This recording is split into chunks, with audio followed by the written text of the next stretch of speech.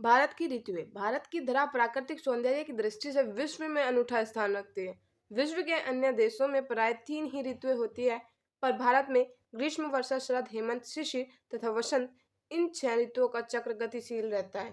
वसंत ऋतु को ऋतुराज कहा गया है। वसंत में पृथ्वी का श्रृंगार देखते ही बनता है। चारों ओर पुष्पों तथा फलों की भरमार सबका मन मोह लेती है। चारों ओर मादकता, सौंदर्य, प्रफुल्लता तथा सुगंध का साम्राज्य छा जाता है। पुष्पों पर तितलियों तथा भ्रमरों का गुंजार होने लगता है। न अधिक सर्दी, न अधिक गर्मी, समस्त चराचर में नई स्फूर्ति का संचार होता है।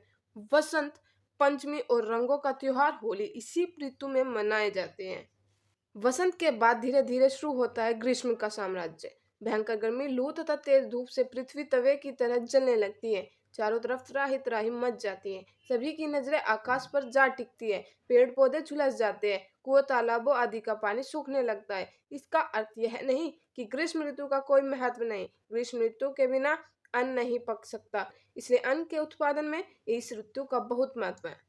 ग्रीष्म की भयंकर तपन के बाद आती है सुहावनी वर्षा, जो अपने साथ नवजीवन का संदेश लाती है। आकाश में काले काले बादल छाने लगते हैं और वर्षा की बूंदों से धरती की प्यास बुझनी प्रारंभ हो जाती है। पशु पक्षियों को चैन की सांस मिलती है। वर्षा के जल से धरती की प्यास तो बुझती ही है, खेतों में अन्न भी उगता है। चारों ओर हरियाली ही हरियाली छा जाती है। इस ऋतु में चारों ओर जल ही जल दिखाई देने लगता है। मार्ग अवरुद्ध हो जाते हैं, प्राय बाढ़ें आ जाती है तथा मच्छर मक्खियों का प्रकोप भी बढ़ जाता है। लेकिन इस ऋतु के अभाव में जीवन संभव नहीं, क्योंकि जल ही जीवन का आधार है। इस ऋतु में तीज तथा रक्षाबंधन जैसे त्योहार आते हैं।